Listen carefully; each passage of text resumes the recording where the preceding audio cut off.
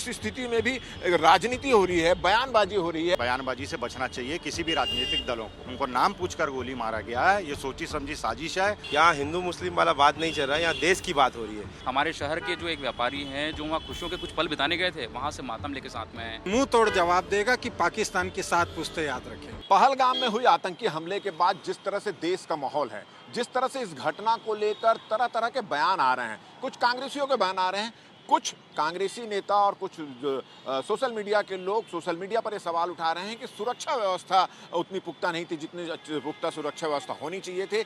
इसके अलावा इस बात पर भी एतराज जला रहे हैं, इस बात पर भी लोग सवाल खड़ा कर रहे हैं कि मोदी जी और केंद्र की सरकार आखिर इस मामले में इतना विलंब क्यों नहीं कर रही है, तत्काल इसको लेकर एक्शन क्यों नहीं लिया जा रहा है। तो सवाल ये उठता है कि ये जो समय है, ये संवेदनशील समय है, ये नाजुक समय है, जहां पर पूरे देश के इनोसेंट लोग जो घूमने गए थे कश्मीर में, उनको गोली मार दिया जाता है और सबसे बड़ी बात ये होती है कि मजहब पूछ के गोली मारा जाता है। तो इस समय में क्या इस तरह के बयान आना चाहिए। और हमारे रायपुर शहर के हम हृदय स्थल पर खड़े हैं, जय स्तंभ चौक पर, शहीद वीर नारायण सिंह की ये चौक है, यहाँ पर लोग खड़े हैं और तरह तरह के लोग हैं, हर व्यवसाय हर फील्ड के लोग हैं, कोई पॉलिटिकल लोग नहीं है। हम उनसे जानेंगे एक एक तरीके से कि जो अभी देश का माहौल है और जिस तरह की इसको लेकर बयानबाजी आ रही है, उसको लेकर उनको क्या कहना है। जो इस समय देश की स्थिति और इस देश की स्थिति इस स्थिति में भी राजनीति हो रही है, बयानबाजी हो रही है। कांग्रेसी बोल रहे हैं कि हमारी इंदिरा गांधी होती तो ऐसा कर देते, भाजपा बोल रहे हैं कि तुम्हारे समय में क्या हो रहा था। इस तरह की जो बयानबाजी आ रही है, क्या ये सब उचित है और इस समय में कैसे किस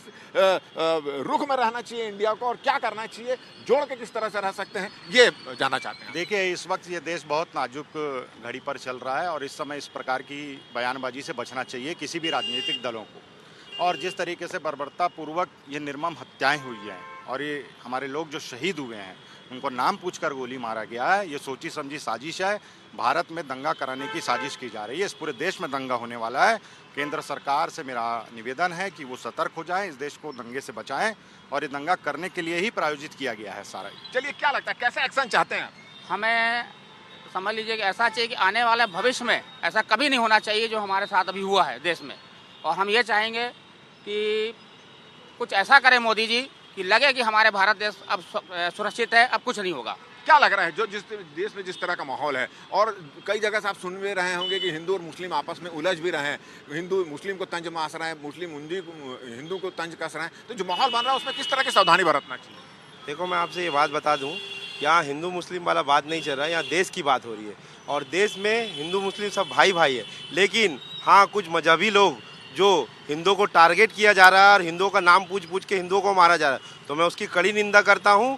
और मुस्लिमों से भी मैं आग्रह करता हूं कि उनके साथ खड़े हो जाए, क्योंकि ये हिंदुस्तान की बात है, कोई मजहब की बात नहीं है। आपका शुभ नाम? मेरा नाम खेमा सागर हियाल है और मैं यहाँ का निवासी हूँ। चलिए, तो ये इनका ये कहना है कि हिंदू और मुस्लिम और देश के हर नागरिकों को बहुत संभल कर रहने की जरूरत है, बहुत संभल कर बयानबाजी करने की जरूरत है, बहुत सहल कर समझ कर आपस में बातचीत करने की जरूरत है। आपका एक्सपीरियंस क्या कहता है, ऐसी स्थिति में देश को किस तरह का व्यवहार करना चाहिए, लोगों को किस तरह का व्यवहार करना चाहिए, नेताओं को किस तरह का व्यवहार करना चाहिए? नेता को भी सोचना चाहिए कि हमारे देश में इंसानियत को कायम रखे और इस मामले का रास्ता निकाले और जो गलत किया है उसका वो दोषियों को सजा दे। चलिए, आप क्या चाहते हैं? हम चाहते हैं कि इसमें हमारे जो प्रधानमंत्री जी हैं बहुत ठोस से ठोस कार्रवाई की जाए, क्योंकि हमारे शहर के जो एक व्यापारी हैं जो वहाँ खुशियों के कुछ पल बिताने गए थे, वहाँ से मातम लेके साथ में हैं। यहाँ पर के जो व्यापारी हैं, यहाँ के जो नागरिक हैं, बहुत आक्रोश में हैं। हम प्रधानमंत्री जी से यही आवेदन करना चाहते हैं कि बहुत ठोस से ठोस कार्रवाई की जाए वहाँ पर।